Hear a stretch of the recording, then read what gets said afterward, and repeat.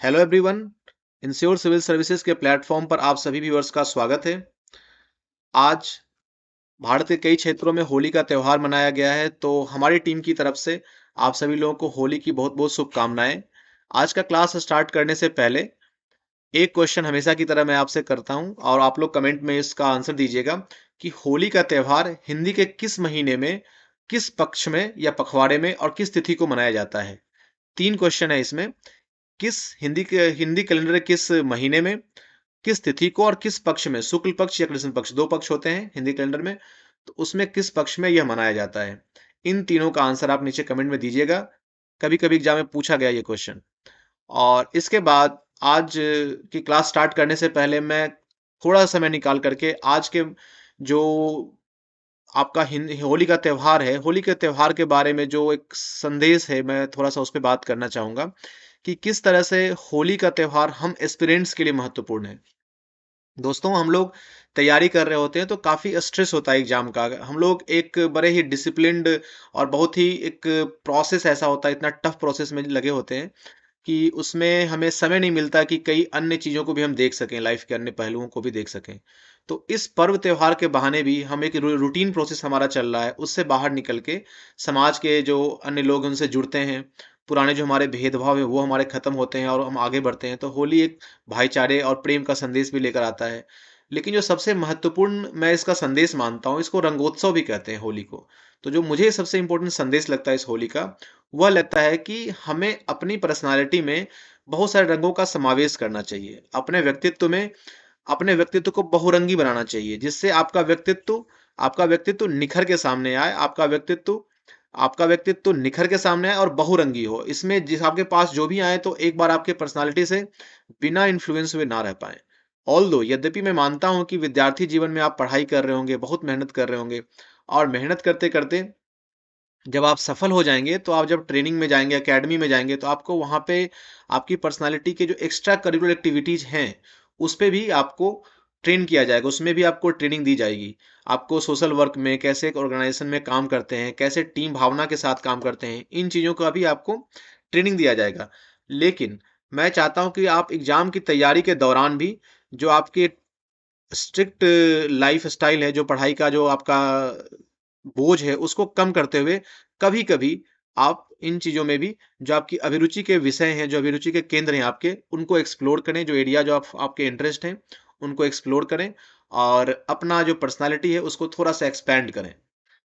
तो इसी संदेश के साथ मैं जो आज के होली की शुभकामनाएँ आपको फिर से दोबारा देता हूँ और आता हूँ क्लास की तरफ। तो दोस्तों, क्लास हम लोग कर रहे हैं हिस्ट्री, मॉडर्न हिस्ट्री का, जिसमें हमने 8 लेक्चर्स कर लिए हैं वन बाय वन। जो व्यूअर्स नए आए हैं, जुड़े हैं, वो जाकर एक बार हमारे प्लेलिस्ट फिर से बना दिया गया है, जिसमें हिस्ट्री का एक अलग से प्लेलिस्ट है, प्रहार 3.0 हिस्ट्री करके। उसमें आपको सारे लेक्चर्स एक जगह मिल जाएंगे। और मॉडर्न हिस्ट्री के 8 लेक्चर्स हो चुके हैं, जिसमें हमने बताया कि किस तरह से भारत में मुगल साम्राज्य के पतन के बाद बहुत सारी यूरोपीय कंपनियां आई और उसमें से ब्रिटिश ईस्ट इंडिया कंपनी काफ़ी पावरफुल होकर के उभरी और यहाँ पर स्थानीय राजाओं को से संधि करके या उन्हें पराजित करके, उनका विलय करके, उन पर भारत में अपना एक प्रभुत्व स्थापित कर लिया। और लास्ट में 1857 की क्रांति के बाद औपचारिक रूप से उन्होंने मुगल साम्राज्य की समाप्ति भी कर दी। और हमने फिर देखा था लास्ट क्लास में 1857 की क्रांति में कि किस तरह से 1858 के 1 नवंबर के डिक्लेरेशन में, आप लोग नीचे कमेंट में बताइएगा कि वो डिक्लेरेशन कहाँ उसको पढ़ा गया था इंडिया में। तो उस डिक्लेरेशन के बाद, महारानी महारानी विक्टोरिया के उस डिक्लेरेशन के बाद फिर से भारत की सत्ता जो है वो कंपनी के हाथ से निकल करके सीधे ब्रिटिश क्राउन, जो कि लंदन से गवर्न हो रहा है, उसके अधीन आ जाता है। तो इतना बड़ा परिवर्तन होता है 1858 के डिक्लेरेशन के बाद से। उस क्लास के बाद आज हम लोग देखने वाले हैं प्रमुख जनजातीय विद्रोह।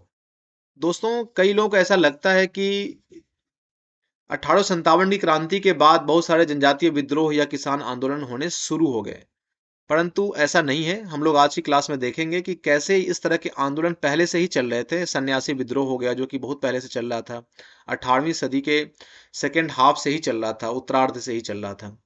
और भी कई विद्रोह हैं, हमें वन बाय वन सबको देखेंगे। और कई सारे विद्रोह 1857 की क्रांति के खत्म होने के बाद भी चलते रहा। तो 1857 क्रांति जो थी एक सैन्य विद्रोह था, सशस्त्र सैन्य विद्रोह। कई जगह उसको सिपोई म्यूटनी भी कहा गया है, सिपाही विद्रोह कहा गया है। कई जगह उसको आर्म्ड रिबेलियन या सैन्य विद्रोह कहा जाता है, सशस्त्र विद्रोह कहा जाता है। लेकिन मुख्य रूप से अगर हम देखें जनजातीय विद्रोह या किसान विद्रोह की प्रकृति को, तो ये सशस्त्र नहीं रहा है, ये एक तरह का सिपोई म्यूटनी नहीं रहा है। ऑल्दो यद्यपि कई जगह पे हम देखते हैं कि आंदोलन हिंसक हुआ है, कई लोग मारे गए हैं, ये सारी चीजें होती हैं, परंतु मुख्य रूप से अगर देखा जाए तो एक ट्राइबल और पीजेंट्स के अंदर जो असंतोष था, जो उनके एरियाज में, जो उनके कल्चर्स में, जो उनके मान्यताओं में, जो अंग्रेजों द्वारा बार बार हस्तक्षेप किया जा रहा था, इसके प्रतिरोध में और किसान का जो आर्थिक शोषण किया जा रहा था, जमींदारी सिस्टम आई थी, उसके बाद आपका हमने देखा कि कैसे स्थायी बंदोबस्त का सिस्टम आया था, और उसके बाद फिर आपका रैयतवाड़ी, महलवाड़ी सिस्टम आया था। तो इन सारे जो सिस्टम्स थे, इसके द्वारा किस तरह से अल्टीमेटली जो हमारे करदाता होते थे, वो किसान होते थे, और सबसे ज़्यादा उन्हें ही इसका जो खामियाजा था, वो भुगतना होता था। तो इन सारी चीज़ों में, इन सारे हालात में किस तरह से अलग-अलग वर्ग ने रिवोल्ट किया, प्रतिरोध किया, उसी की पूरी कहानी है। तो आज के क्लास में हम देखते हैं, और इससे बहुत सारे क्वेश्चंस आपके एग्जाम में आएँगे। एक तो बहुत ही महत्वपूर्ण, आपको इसमें कई जनजातियों के बारे में जानने को मिलेगा कि कौन-कौन से जनजातियाँ किन-किन राज्यों में पाई जाती हैं। और इससे क्वेश्चंस आता है। इससे क्वेश्चंस आता है कि कौन से, जैसे हो जनजाति कहाँ पाई जाती है, अहोम कहाँ पाए जाते हैं, रामोसी कहाँ पाए जाते हैं, संथाल कहाँ पाए जाते हैं, मुंडा जनजाति कहाँ पाई जाती है। तो इस तरह से कई सारे क्वेश्चंस आज के क्लास से आपको निकल के आएंगे, और बहुत सारे जो आंदोलन हैं, मूवमेंट्स हैं, विद्रोह हैं, उनको क्रोनोलॉजिकली, कालानुक्रम में सजाने के लिए भी क्वेश्चंस बहुत बार एग्जाम में पूछा जाता है। और आजकल तो यूपीएससी के एग्जाम में, आईएएस के एग्जाम में भी हर बार इससे एक दो क्वेश्चन पूछा जा रहा है, और यूपीपीएससी के क्वेश्चन के मेंस एग्जाम में भी कई बार इससे क्वेश्चन पूछे गए हैं। तो आज के क्लास को आप लोग थोड़ा सा केंद्रित होकर देखें, और थोड़ा सा उसको नोट डाउन भी कर लें कि जो भी मैं आज क्लास में बता रहा हूँ आपको, उसको नोट डाउन जरूर करें। तो हम देखते हैं आज की क्लास में प्रमुख जनजातीय विद्रोह, कि भारत के अलग अलग क्षेत्रों में कौन कौन से विद्रोह हो रहे थे, उनका कालखंड क्या था, किस अवधि में हो रहे थे, उनके नेतृत्व कौन कर रहे थे उन आंदोलनों के, उन विद्रोहों के, ये भी हम देखेंगे, और उनका मूल कारण क्या था, वो सफल हुए असफल, ये सच सारी चीजें हम आज के क्लास में देखेंगे। तो आज के क्लास को स्टार्ट करते हैं फर्स्ट विद्रोह से, और ये है आपका चुआड़ विद्रोह या भूमिज विद्रोह। इसमें कई फैक्ट्स आएंगे दोस्तों आज के क्लास में, तो थोड़ा सा आप ओवरबर्डन मत फील कीजिएगा। इसको कुछ चीजें, खाली 4 से 5 चीजें आपको याद रखनी है, सारी चीजें अगर याद ना हो पाए तब भी, क्योंकि अगर देखा जाए तो 100 से अधिक विद्रोह, ट्राइबल और पीजेंट मूवमेंट, 100 से अधिक इनकी संख्या है, और सबको याद कर पाना बहुत ही मुश्किल होगा। तो जो प्रमुख है मैं उनको लेके आया हूँ, उनको कोट करके आया हूँ, जो कि एग्जाम में पूछे गए हैं बार बार, और उनके खाली आप एरियाज को याद रखिए, उनके जो नेतृत्व करता थे उनको याद रखिए, इससे आपका मोटा मोटी काम चल जाएगा। लेकिन अगर डीप में जाना चाहते हैं तो आप सारे फैक्ट्स को लिख सकते हैं। तो पहला है चुआर विद्रोह या भूमिज विद्रोह। इसकी देखिए अवधि 1857 क्रांति से 100 साल पहले की चल रहा है ये विद्रोह। तो इसका है आपका बंगाल का विद्रोह है ये पूछा जाता है कि चुआड़ विद्रोह, तो चुआड़ एक आदिम जनजाति थी जो कि बंगाल में पाई जाती है। बंगाल के मेदिनीपुर, आज भी मेदिनीपुर जिला है बंगाल में, तो मेदिनीपुर जिले में इसकी शुरुआत हुई थी। और इसकी जनजाति का नाम क्या था, चुआड़। चुआड़ क्या है, एक जगह का नाम नहीं है, आप याद रखिए, ट्राइब्स का नाम है। या भूमिज ने, दुर्जन सिंह इस नाम याद रख सकते हैं, ये उसके नेतृत्व करता थे। तो इन्होंने विद्रोह को नेतृत्व प्रदान किया था, और अकाल या राजस्व की मांग, ऊंचे स्तर एवं आर्थिक कष्ट के कारण विद्रोह कर दिया था। मैंने बताया था आपको कि 1765 में द्वैत शासन बंगाल में आया था, जिसके बाद से बंगाल में काफी किसानों को परेशानी हुई थी, और अलग अलग तरह के जो परमानेंट सेटलमेंट, जो स्थायी बंदोबस्त की जो प्रक्रिया जो प्रारंभ हुई थी, उससे उसने किसानों को दरिद्रता के कगार कगार पे लाके खड़ा कर दिया था। और उसमें हम यह भी देखते हैं कि किस तरह से जो उनकी इकोनॉमिक, आर्थिक पॉलिसी थी, आर्थिक नीतियां थी, उसने यहाँ के छोटे छोटे जो हस्तशिल्प थे उनको भी तबाह कर दिया था। तो उसके कारण से यहाँ पे जो विद्रोह होता है, तो यहाँ पे आप देखें, एक चुआर विद्रोह है या भूमिज, इसमें नाम है दुर्जन सिंह, इंपॉर्टेंट, इसको याद रख लीजिए आप। जगह कौन सा है, बंगाल का मेदिनीपुर। अन्य प्रमुख नेता में एक थे राजा जगन्नाथ। ये 1768 में खुद आज सेल्फ सेक्रीफाइस के मोड में चले जाते हैं, और उसको करके कंपनी को राजस्व देना ही बंद कर देते हैं। जो लैंड रिवेन्यू का उन्होंने सेटलमेंट बनाया था, परमानेंट सेटलमेंट, उसको ही देना बंद कर देते हैं। इनको पता है कि इसका परिणाम कितना विनाशकारी हो सकता है, परंतु ये आत्म विनाश की नीति को अपनाते हुए क्वेश्चन पूछा गया कि आत्म विनाश की नीति को किसमें रखा गया है, तो इस विद्रोह में इसको आत्म विनाश की नीति को रखते हुए ये पूरी तरह से कंपनी को राजस्व देना बंद कर देते हैं और विद्रोह करते हैं। 2-3 नाम इसमें इंपॉर्टेंट थे, एक तो दुर्जन सिंह, एक उनके राजा जगन्नाथ और जगह का नाम बंगाल के मेदिनीपुर। ये 3 चीज आप याद रखिए। दैट्स ऑल अबाउट चूअर विद्रोह या भूमिज विद्रोह। नेक्स्ट है आपका खासी विद्रोह। तो आप याद रखिए, कई बार एग्जाम में पूछा गया कि खासी जनजाति कहाँ पाई जाती है। तो मैं आपको गारो 3 जनजातियों का नाम एक बार बता देता हूँ। गारो, खासी और जयंतिया, ये तीनों जनजातियां पाई जाती हैं मेघालय में। गारो, खासी, जयंतिया, ये तीनों जनजातियां पाई जाती हैं मेघालय में। बंगाल, वेस्ट बंगाल के ऊपर मेघालय है, उत्तर बंगाल से सटा हुआ है, और वहां पे ये तीनों जनजातियां पाई जाती हैं। तो खासी विद्रोह में क्या हुआ था कि और ये तीनों पहाड़ियों का नाम भी है वहां पे। तो गारो और जयंतिया पहाड़ियों के बीच पहाड़ी क्षेत्र पर अधिकार करने के पश्चात क्या हुआ कि ईस्ट इंडिया कंपनी बाहर से बहुत लोगों को वहां पे ले आई, वहां पे काम करवाने के लिए। तो सड़क निर्माण का काम करना चाहती थी कहाँ पे? सिलहट एक जगह है असम में, सिलहट के साथ ब्रह्मपुत्र घाटी में एक सड़क संपर्क का निर्माण करना चाहती थी। तो मैदानी क्षेत्रों से नीचे जो प्लेन एरियाज थे, वहां से कई लेबर को उठा करके वो ले आई थी काम करने के लिए। जब वहां पे काम करने के लिए आए तो बाहरी लोगों को फिर वापस भेजने के लिए इन्होंने संघर्ष स्टार्ट कर दिया, प्रारंभ कर दिया, क्योंकि इनको लगा कि हमारा कहीं ना कहीं से संस्कृति, हमारा कल्चर प्रभावित हो रहा है। तो इसलिए गारो, खासी, खम्पितिस, सिंगफोस, इन लोगों ने मैदानी क्षेत्र से जो आए हुए लोग थे उनको बोला कि आप इनको वापस भेजो, और उसके लिए इन्होंने तीरथ सिंह के नेतृत्व में अपनी आवाज बुलंद की। तीरथ सिंह, ये नाम याद रखिएगा, ठीक है। नेक्स्ट है अहोम। अहोम कहाँ के थे? असम के। पूछा जाता है, इंडिपेंडेंट क्वेश्चन अलग से ही पूछा जाता है कई बार कि अहोम जनजाति कहाँ पाई जाती है, अहोम साम्राज्य कहाँ था। तो ये असम में था। इसके टाइम पीरियड को आप याद रख सकते हैं।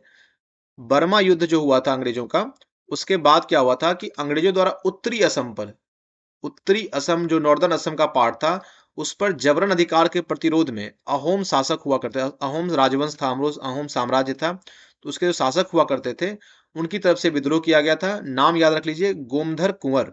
गोमधर कुंवर के नेतृत्व में अहोम विद्रोह की शुरुआत हुई थी। और इसके इन्होंने जब आत्मसमर्पण कर दिया था, तो फिर रूपचंद्र कोनार, एक दूसरा नाम ये भी है, ये भी याद रख सकते हैं, इन्होंने इसका नेतृत्व किया था अहोम विद्रोह का। फिर एक कोल विद्रोह। दोस्तों इसमें ऐसे ही फैक्चुअल चीजें हैं, आपको बस सारे फैक्ट्स एक जगह पे लिख लेना है और उसको मेमोराइज करना है। तो मैं क्लास के लास्ट में आपको एक एक्सरसाइज भी दूंगा। तो अभी देखते हैं कोल विद्रोह।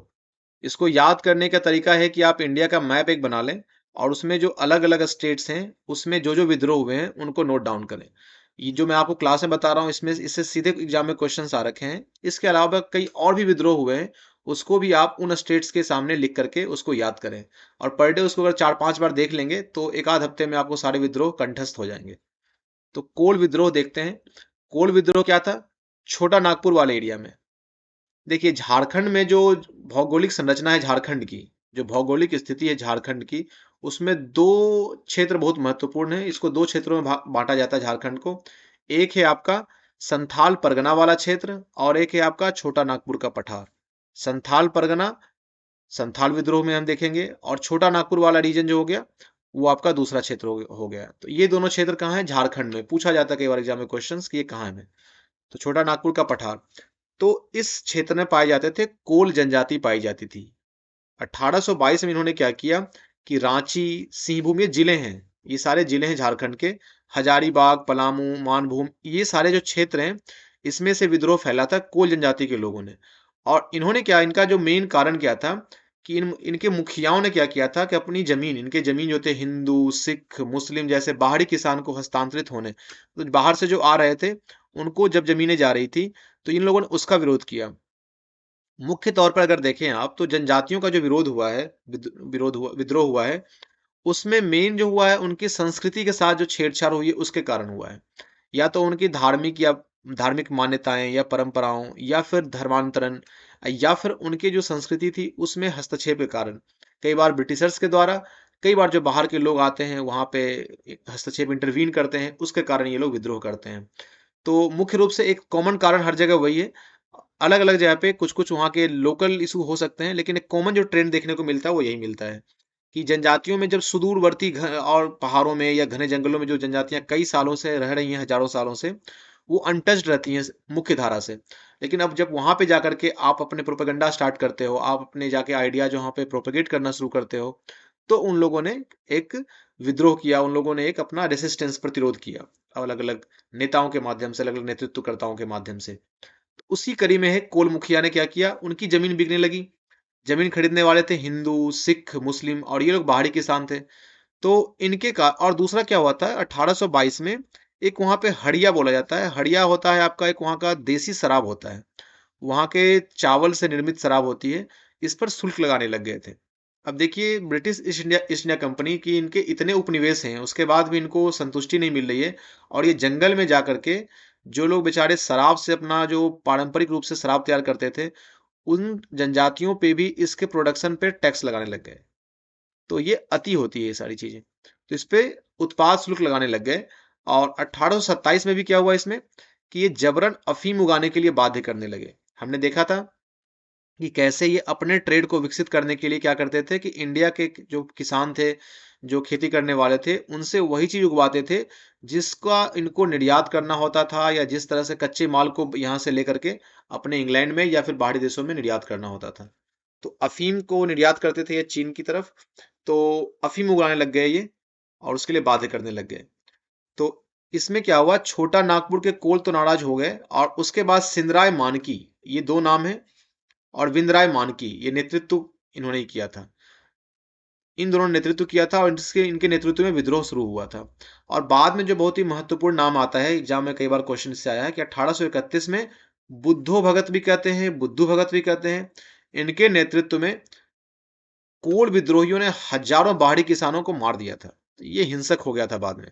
और उसको नेतृत्व दिया था कि इन्होंने, बुद्धो भगत ने। इनका नाम पूछा जाता है एग्जाम में, ये किस विद्रोह से इनका संबंध है।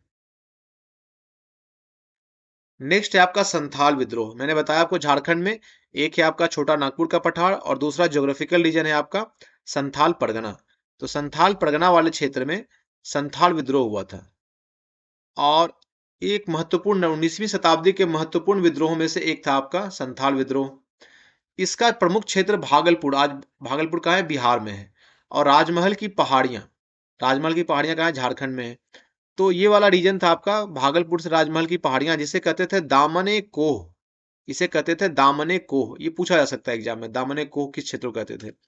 तो इस क्षेत्र में इसका संथाल वालों का, इस विद्रोह का जो संथाल विद्रोह का क्षेत्र था, वो यही वाला क्षेत्र क्षेत्र था, भागलपुर से लेकर के राजमहल की पहाड़ियों तक का। तो यहाँ पे संथाल जनजाति पे जमींदारों के निरंतर दमन से इस विद्रोह का जन्म होता है। जो हमने बताया आपको कि इसमें या तो ट्राइबल कल्चर में बहुत ज्यादा हस्तक्षेप हो रहा है, उसके कारण होता है ये विद्रोह, या फिर जो आपके पीजेंट्स हैं, उनके उन पे साहूकारों और जमींदारों, दो वर्ग है। एक मनी लेंडर्स, साहूकार, और दूसरा जमींदार, जो इनसे कर की वसूली करते हैं। इन दोनों के खिलाफ ही मैक्सिमम विद्रोह, किसान विद्रोह, इन दोनों के खिलाफ ही हुए हैं मैक्सिमम कंडीशंस में, साहूकार और जमींदार। इन दोनों के अगेंस्ट मैक्सिमम आप देखेंगे कि लोकलाइज्ड जो आपका विद्रोह का नेचर है, वो इन दोनों चीजों से ही निकल के आता है। साहूकारों और जमींदारों, इनको क्या था, पुलिस का समर्थन प्राप्त था, क्योंकि ये टैक्स, जमींदार टैक्स देते थे किनको, अंग्रेजों को। तो इन्हें ब्रिटिश ईस्ट इंडिया कंपनी जो पुलिस थी, उसका समर्थन प्राप्त था। और ये किसानों पर अत्याचार करके उनके भूमि से उन्हें ही बेदखल कर देते थे। उनको पैसा दे दिया, और उसके बाद लोन का इंटरेस्ट इतना हाई रखा कि उसका जब देने आए तो बोले कि नहीं, इतना तो कैसे होगा, इतने में तो आपका पूरा नहीं हुआ है, आपका इंटरेस्ट इतना, आपका ब्याज इतना पहुंच गया। और उस चक्कर में क्या बोलते थे, कि अब तो पूरी जमीन आपकी नीलाम हो जाएगी, और जमीन नीलाम करो, उसके बाद ही आपका कर्ज माफ होगा। और इस तरह से किसान को उनकी जमीन से ही बेदखल कर दिया गया जाता है। आप लोग दोस्तों, अगर समय होगा तो आप लोग एक मूवी देखिएगा, 2 बीघा जमीन। 2 बीघा जमीन 1953-54 की मूवी है ये। अगर मौका मिलेगा तो देखिएगा, बड़ी अच्छी मूवी है। आपको कहीं ना कहीं थोड़ा सा ग्लिम्स, एक झलक मिलेगी देखने की किस तरह से जमींदार और साहूकार वर्ग के द्वारा किसानों का शोषण होता था व्यापक स्तर पे। तो चलिए आज की क्लास में हम देखते हैं फिर कि कोल विद्रोह से इन्होंने प्रेरणा ली थी। इनको प्रेरणा कहां से मिली थी, कोल विद्रोह से। और फिर विद्रोही आदिवासियों के दो प्रमुख नेता थे, सिद्धो और कान्हू। सिद्धो और कान्हू, ये बहुत ही इंपॉर्टेंट नाम है झारखंड में। झारखंड में इनके नाम पे एक विश्वविद्यालय भी है, सिद्धू कान्हू मुर्मू विश्वविद्यालय। सिद्धू कान्हू और मुर्मू विश्वविद्यालय। तो इसमें सिद्धू और कान्हू जो थे, ये संथाल विद्रोह का नेतृत्व इन्होंने किया था। और फिर ब्रिटिश शासन विरोधी आंदोलन में परिवर्तित हो गया था। बाद में ये विद्रोह कहाँ चला गया था? शुरू हुआ था ये साहूकारों और जमींदारों के विरुद्ध, उनके अत्याचारों के विरुद्ध, और बाद में ये ब्रिटिश सरकार के अगेंस्ट ये परिवर्तित, इसका नेचर टर्न हो गया था। और 1856 में ब्रिटिश सरकार ने 1856 में भागलपुर के कमिश्नर थे क्राउन और मेजर लॉयड के नेतृत्व में सैन्य कार्रवाई करके इस विद्रोह को क्रूरतापूर्वक दबा दिया था। जब वो जीत जा रहे हैं आपके मैसूर के शासक से, मराठे से, बंगाल के नवाब से, मुगल साम्राज्य को हरा दे रहे हैं 1765 में, तो ये छोटे मोटे विद्रोह को फिर वो कहाँ ही वो ज्यादा दिन टिकने देते। तो उनकी सैन्य आर्मी इतनी स्ट्रांग थी कि उन्होंने इस विद्रोह को दबा दिया। परंतु इन सारे विद्रोहों ने वहां के एक चेतना को काफी उद्वेलित किया है। कई विद्रोह असफल भी हो जाते हैं, लेकिन आप ये मत समझिए कि वो पूरी तरह से समाप्त हो जाते हैं। कहीं ना कहीं वो जनमानस की चेतना में वो रहता है, और बाद में उसी का हम देखते हैं कि किसी न किसी अलग अलग रूपों में वो निकल के आता है। नेक्स्ट है रंपा विद्रोह। रंपा विद्रोह साउथ इंडिया के आंध्र प्रदेश के गोदावरी जिले के स्थित रंपा पहाड़ी क्षेत्र, रंपा क्या है? पहाड़ी क्षेत्र, गोदावरी जिले में। तो यहाँ का विद्रोह है ये। और ये राजू रंपा, ये नाम याद रखिए, राजू रंपा के नेतृत्व में हुआ था 1879 में। ये भी विद्रोह किसके अगेंस्ट था? साहूकारों के अगेंस्ट। साहूकारों के शोषण तथा वन कानून। वन कानून एक आया था। वन कानून में क्या था कि झूम कल्टीवेशन आप ज्योग्राफी में पढ़ेंगे, उसमें एक स्लैश एंड बर्न कल्टीवेशन भी कहते हैं, कि उसमें पहले आग लगा के उसको सफाई करते हैं, उसके बाद फिर वहां पर खेती करते हैं। तो झूम कल्टीवेशन पे प्रतिबंध लगाते हैं, उस पर प्रतिबंध लगाया गया था। और उस प्रतिबंध के कारण, और दूसरा क्या है, इमारती लकड़ी तथा चढ़ाई कर में वृद्धि हुआ था। इमारती लकड़ी और चढ़ाई कर जो हम ग्रेजिंग करवाते हैं कैटल्स को, मवेशियों को, उसमें वृद्धि कर दिया गया था। तो इसके विरुद्ध ये आंदोलन हुआ था, रंपा विद्रोह हुआ था। और इसके नेतृत्व किया था किन्होंने? राजू रंपा ने। ब्रिटिश सरकार ने इसे भी 1880 में दबा दिया था। ये सब नाम है छोटे छोटे, आप इसको नोट डाउन करते जाइए। नेक्स्ट है आपका मुंडा विद्रोह। बिरसा मुंडा का आप लोगों ने नाम सुना होगा। आज भी जो वहाँ का एयरपोर्ट है झारखंड का, रांची में, बिरसा मुंडा एयरपोर्ट, बड़े सम्मान के साथ इनका नाम लिया जाता है, बिरसा मुंडा का। तो झारखंड के गांधी भी कई लोग कहते हैं इनको। तो बिरसा मुंडा ने ही नेतृत्व किया था। मुंडाओं ने रांची के दक्षिण क्षेत्र में बिरसा मुंडा के नेतृत्व में विरुद्ध विद्रोह शुरू किया था। तो बिरसा मुंडा ने इसका नेतृत्व किया। रांची में इनका के आसपास का जो क्षेत्र था, वही इसका सेंटर था। और ये इतने लंबे समय तक चला है। एक महत्वपूर्ण इस अवधि में जो विद्रोह हुए हैं उसमें एक महत्वपूर्ण विद्रोह ये भी है, 1-2 साल चला था। तो 1860 से 1920 के 60 साल की अवधि में जो महत्वपूर्ण विद्रोह हुए हैं उसमें एक नाम ये भी काफी महत्वपूर्ण है। इसका एक नाम है उलुग खानी। उलुग खानी या महाविद्रोह या सरदारी लड़ाई पूछा जाता है कई बार, कि उलुग खानी, आपको ये नाम पूछ दिया जाएगा। मुंडा विद्रोह ना दे करके पूछा जाएगा उलुग खानी नेतृत्व कहाँ हुआ था, या इसका नेतृत्व किन्होंने किया था। तो आप याद रखिएगा, उलुग खानी या महाविद्रोह या सरदारी लड़ाई, इन तीनों के नामों से भी इसे जाना जाता है। मुंडा जनजाति में क्या था कि सामूहिक खेती का प्रचलन था। सामूहिक खेती में उसे कहते थे खुटकट्टी, खुटकट्टी कहते थे उसे, इसका प्रचलन था। इस वर्ड को भी याद रखिए। जागीरदारों के द्वारा खुटकट्टी अधिकारों का उल्लंघन होना स्टार्ट हुआ। अनुबंधित मजदूर जो कॉन्ट्रैक्ट लेबर्स थे, उनकी समस्या एवं बैठ बेगारी आदि कुछ इस प्रकार के कारण थे जिन्होंने मुंडा विद्रोह को जन्म दिया। खुटकट्टी अधिकारों का उल्लंघन, खुटकट्टी क्या था? खुटकट्टी अधिकारों का उल्लंघन, मतलब पूछा जाए तो इसका संबंध है मुंडा विद्रोह से। खुटकट्टी क्या था? सामूहिक खेती जो करते थे मुंडा जनजाति के लोग, उसे कहते थे खुटकट्टी। और बाकी कॉन्ट्रैक्ट लेबर्स की जो समस्या थी, इन चीजों ने मिलकर के इस आंदोलन को जन्म दिया था, मुंडा विद्रोह को। और इसका नेतृत्व किया था बिरसा मुंडा ने। बिरसा मुंडा के बारे में थोड़ा सा आप याद रखिए। 15 नवंबर 1872 को इनका जन्म होता है। खूंटी एक जिला है झारखंड में, खूंटी जिले के चकलद में इनका जन्म होता है। बिरसा ने अपने आप को 1895 अपने आप को भगवान का दूत घोषित किया था। लोग इनका बड़ा सम्मान करते थे वहां पे, आज भी इनका बड़ा सम्मान है वहां। तो भगवान का दूत इन्होंने घोषित किया अपने आप को। इन्हें जगत पिता भी कहा जाता है। ये सारे क्वेश्चंस आते हैं एग्जाम में, जगत पिता किन्हें कहा जाता है? तो बिरसा मुंडा को। इन्होंने अपने समर्थकों को सिंह बोबा सिंह बोंगा क्या था, एक ईश्वर की उपासना करने की सलाह दी। तो देखिए कहीं ना कहीं इसमें एक सामाजिक और जो मान्यताएं, धार्मिक मान्यताएं, उसमें भी सुधार की स्थिति दिखती है, सुधार का एक स्कोप दिखता है। तो इन्होंने एक ईश्वर की उपासना करने की सलाह दी थी बिरसा मुंडा ने। इनको आज भी लोग भगवान की तरह पूजा करते हैं। तो इनका एक फेमस लाइन है, पूछा जाता है एग्जाम में कि किन्होंने ये स्टेटमेंट दिया था। दिक्कुओं, दिक्कुओं किसको कहते थे? गैर आदिवासियों को दिक्कुओं कहते थे। ये कहते थे कि दिक्कुओं से जो यहाँ पे घुस आए हैं उनसे हमारी लड़ाई होगी, और उनके खून से जमीन को इस तरह लाल करेंगे जिस तरह से लाल झंडा होता है। ये नारा है उनका, दिक्कुओं गैर आदिवासियों से हमारी लड़ाई होगी और उनके खून से जमीन इस तरह लाल होगी जैसे लाल झंडा। ये नारा था, ये लाइन थी, स्टेटमेंट था किनका? बिरसा मुंडा का। 9 जनवरी 19 को सैल नकाब पहाड़ी पर विद्रोहियों की पराजय होने पर बिरसा मुंडा को गिरफ्तार कर लिया गया था। इनको सोते हुए गिरफ्तार किया गया था। इनको सोते हुए गिरफ्तार किया गया था, जेल में बंद कर दिया गया था, और वहीं पे हैजा से इनकी मृत्यु हो गई थी। जेल में इनकी मृत्यु हैजा से हो गई थी। ठीक है। तो ये 2-3 फैक्ट्स थे आपके बिरसा मुंडा के बारे में। नेक्स्ट है उरांव। उरांव भी जनजाति आपकी है। ये कहाँ की जनजाति है?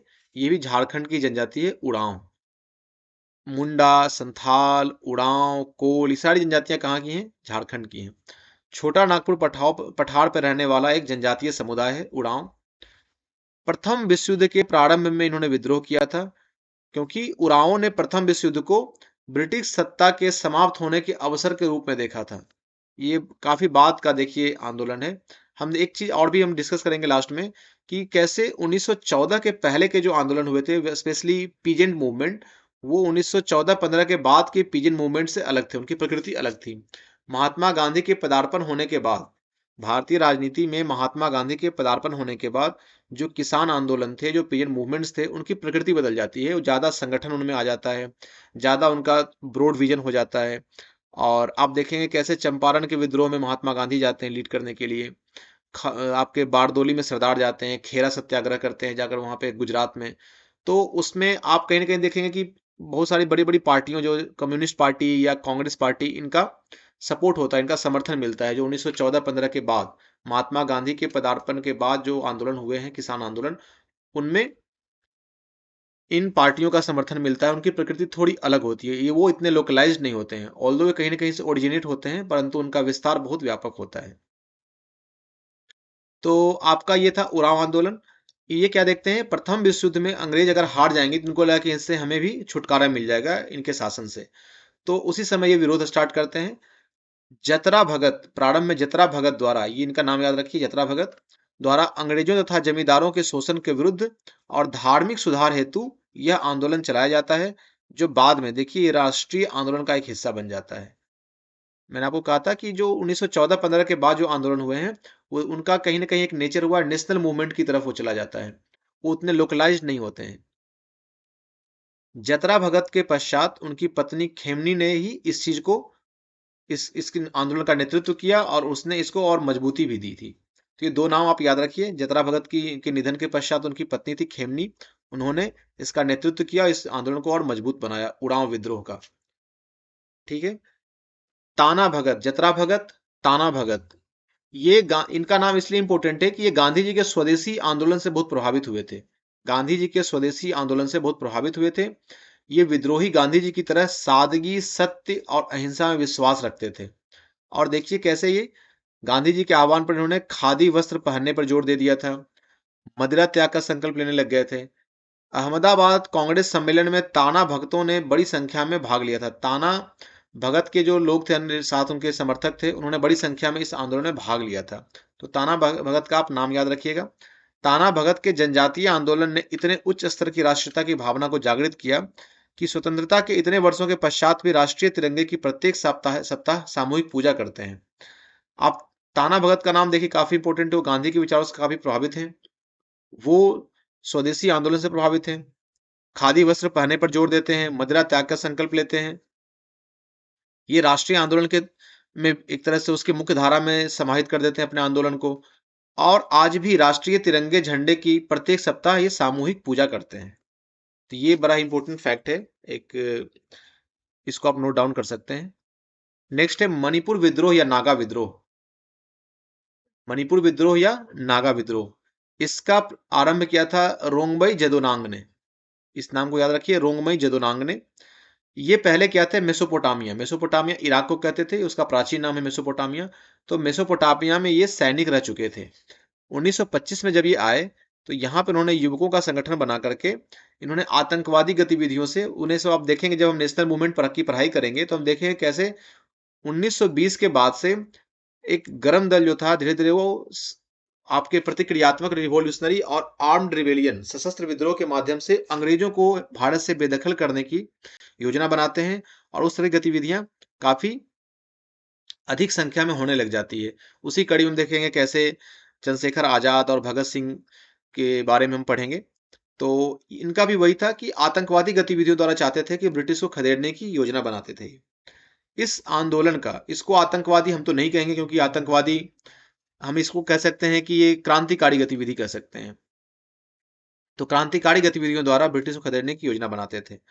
इस आंदोलन का उद्देश्य था सामाजिक एकता लाना, पुराने रीति रिवाजों को खत्म करना और प्राचीन धर्म को पुनर्जीवित करना। जो धर्म के अंधविश्वास थे उनको खत्म करना देखा जाए तो, और जो प्राचीन धर्म को पुनर्जीवित करना था, इसका आंदोलन का उद्देश्य था मणिपुर या नागा विद्रोह का। तो रोंगमई जदोनांग का नाम याद रखिएगा। वो पहले सैनिक थे, फिर बाद में आते हैं युवा साथियों को वो संगठित करके क्रांतिकारी गतिविधियों के द्वारा ब्रिटिश शासन को समाप्त करना चाहते हैं। तो इस तरह से हम देखेंगे खाली कि आपके मुख्य धारा में सोशलिस्ट पार्टी की स्थापना करके आपके जो चंद्रशेखर आजाद हैं, या फिर अशफाकुल्ला खां हैं, ठाकुर रोशन सिंह हैं, या फिर आपके कई नाम और भी, भगत सिंह हैं, ये तो हैं ही। इसके अलावा जनजातीय क्षेत्रों में भी इस तरह की एक्टिविटी चल रही थी उस समय। इस कड़ी में अगस्त 1931 में जदुनांग को फांसी दे दी जाती है, और उसके बाद 17 वर्ष की युवती होती है, नागा युवती होती है। इसका नाम बहुत इंपॉर्टेंट है, गैडी नेल्यू। गैडी नेल्यू ने इसको अपना नेतृत्व प्रदान किया, और गैडी नेल्यू भी गांधीवादी पद्धति को फॉलो करती थी, उनका अनुसरण करती थी। ये भी महात्मा गांधी से प्रभावित थी। इन्होंने सविनय अवज्ञा आंदोलन को अपनाया था। सविनय अवज्ञा आंदोलन के द्वारा कष्टकारी वो कानून की अवज्ञा करने का आंदोलन चलाया था। तो सविनय अवज्ञा आंदोलन में उन्होंने पार्टिसिपेट किया था। इसका नाम है गैडी नेल्यू। जदुनांग को फांसी दिए जाने के बाद इन्होंने नेतृत्व प्रदान किया था। ये बहुत ही 17 साल की एक लेडी थी। 1932 में इन्हें भी गिरफ्तार कर लिया जाता है, पर भारत की स्वतंत्रता के बाद ही उन्हें जेल से मुक्त कराया जा सका। तो ये इंपॉर्टेंट फैक्ट है। बहुत सारे लोगों ने अलग अलग क्षेत्रों में उन्होंने योगदान दिया है, ऑल्दो हम कई लोगों का नाम भी नहीं जानते हैं। तो इस तरह के जो हम अध्ययन करते हैं उससे हमें इन लोगों के बारे में भी, इनके जो कंट्रीब्यूशन है, सुप्रीम कंट्रीब्यूशन है, इसको जानने का हमें अवसर मिलता है। अब आता है दोस्तों सन्यासी विद्रोह। बहुत ही इंपॉर्टेंट विद्रोह है, बहुत ही ज्यादा क्वेश्चन इससे आता है। इसके बारे में आपको कई बार मेंस में भी क्वेश्चंस मिलते हैं, तो इसे हम ध्यान से देखेंगे। कई फैक्ट्स हैं इसमें। तो सन्यासी कौन थे?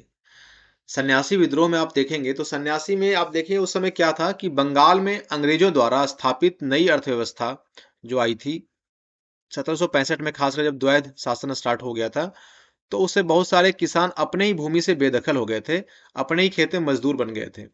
बहुत सारे सिपाहियों को उन्होंने हटा दिया था, और सत्ताच्युत जमींदार, छोटे छोटे जमींदार थे जिनका जमींदारी छिन गई थी, और धार्मिक नेता, ये सब लोग शामिल थे। तो एक बड़ा विद्रोह था, एक व्यापक विद्रोह था, सन्यासी विद्रोह।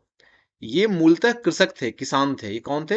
सन्यासी विद्रोह में देखेंगे जो विद्रोह कर किए थे, ये मूलतः किसान थे। इन्होंने सन्यासियों का रूप धारण कर लिया था।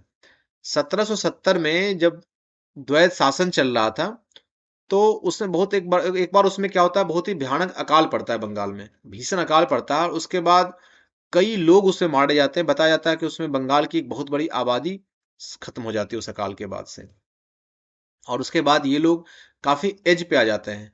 तो यही एक जगह से दूसरी जगह टोली बना बना के घूमते हैं, और मौका पड़ने पे गुरिल्ला पद्धति से हमने देखा था कैसे शिवाजी ने मुगलों से लोहा लिया था। तो गुरिल्ला पद्धति अपनाकर धनाढ़ लोगों और जमींदार, और जो बड़े जमींदार थे जो शोषण करते थे, और धनाढ़ लोग जो साहूकार थे, और सरकारी अफसर जो अंग्रेजी के सरकारी अफसर थे, इनके घरों में लूट मचाते थे। तो सन्यासी विद्रोह के बारे में ये सब एक दो पॉइंट हैं, आप देख सकते हैं। 1773 में बोगरा और मैमन सिंह जिला में समानांतर सरकार स्थापित कर ली। एक समानांतर सरकार भी इन्होंने एक बार बीच में स्थापित कर ली थी, किंतु इसका ब्रिटिशर्स ने निर्ममता पूर्वक विद्रोह करके दमन कर दिया था, इस विद्रोह का दमन कर दिया था। इसमें एक चीज जो और इम्पोर्टेंट है, इसको फकीर विद्रोह भी कहते हैं। फकीर विद्रोह इसलिए कहते हैं क्योंकि इसमें हिंदू और मुस्लिम कंधे से कंधा मिलाकर साथ आए थे, तो इसको फकीर विद्रोह भी कहते हैं, सन्यासी विद्रोह को। कभी कभी पूछा जाएगा एग्जाम में, इसको याद रखिएगा। इसके बारे में कुछ और फैक्ट्स हैं। इस आंदोलन का नेतृत्व किया था मजनून शाह और देवी चौधरानी। देवी चौधरानी नाम पूछा जाता है एग्जाम में, याद रखिए। और मजनून शाह की मृत्यु के बाद चिराग अली इसके नेतृत्व करते हैं। एक बहुत ही मशहूर पुस्तक है आनंद मठ, बहुत ही मशहूर पुस्तक है आनंद मठ, जिसको लिखा है बंकिम चंद्र चटर्जी ने। उन्होंने अपने इस किताब में सन्यासी विद्रोह का उल्लेख किया। सन्यासी विद्रोह पर ही पूरी किताब आधारित है। कई बार एग्जाम में पूछा जाता है कि आनंद मठ विद्रोह का जो कथानक है, आनंद मठ का जो कथानक है वो किस विद्रोह पर आधारित है, तो वो आपके सन्यासी विद्रोह पर आधारित है। सन्यासी लोग जो थे इसमें आपके सन्यासी विद्रोह में, ये शंकराचार्य के अनुयायी थे। किनके अनुयायी थे? शंकराचार्य के। और ये किस संप्रदाय से थे? गिरी संप्रदाय से थे। चार बहुत ही इंपॉर्टेंट संप्रदाय होते हैं सन्यासियों में। उसमें आप लिख सकते हैं इसको गिरी, पुरी, भारती और सरस्वती। गिरी, पुरी, भारती और सरस्वती, ये चार बहुत ही इंपॉर्टेंट संप्रदाय होते हैं। तो इसमें जो मेजरली आपके जो सन्यासी लोग थे, ये शंकराचार्य के अनुयायी थे और गिरी संप्रदाय से थे। गिरी, पुरी, भारती, सरस्वती, ये चार मेजर संप्रदाय हैं आपके सन्यासियों के। तो ये था कुछ आपके तथ्य थे सन्यासी विद्रोह के बारे में। और ये 18वीं सदी के पूरे उत्तरार्ध में चलता रहा, बहुत ही लंबा चला ये। लेकिन बाद में अंग्रेजों ने इसका भी दमन किया। इसको फकीर आंदोलन भी कहते हैं क्योंकि इसमें हिंदू मुसलमान दोनों साथ में आके लड़े थे। मजनून शाह और देवी चौधरानी ये दोनों बहुत महत्वपूर्ण नाम है इसमें। और मजनून शाह की मृत्यु के बाद चिराग अली ने इसका नेतृत्व किया था। आनंद मठ का कथानक इसी विद्रोह पर आधारित है, जिसके बारे में जहां से लिया वंदे मातरम लिया गया है, इसी किताब से लिया गया, आनंद मठ से लिया गया है। और आप लोग बताइएगा नीचे कमेंट में कि कांग्रेस के किस अधिवेशन में और किस सन में अधिवेशन हुआ था जिसमें पहली बार वंदे मातरम को गाया गया था। ठीक है। और जो सन्यासी लोग थे शंकराचार्य के अनुयायी थे और गिरि संप्रदाय से संबंधित थे। नेक्स्ट देखते हैं हम इसी कड़ी में रामोसी विद्रोह। रामोसी विद्रोह पूछा गया एग्जाम में कई बार। रामोसी विद्रोह वेस्टर्न घाट, पश्चिमी घाट में रहने वाले हैं, महाराष्ट्र के की एक जनजाति है। तो इस केंद्र का जो सेंटर था वो पूना के आसपास था। रामोसी आप देखिए पश्चिमी घाट, महाराष्ट्र की रहने वाली जनजाति है। महाराष्ट्र की मराठी सेना और आपका पुलिस में ये जो सबऑर्डिनेट कर्मचारी होते हैं उसमें ये काफी संख्या में वहां पे नियुक्त थे, अपॉइंटेड थे।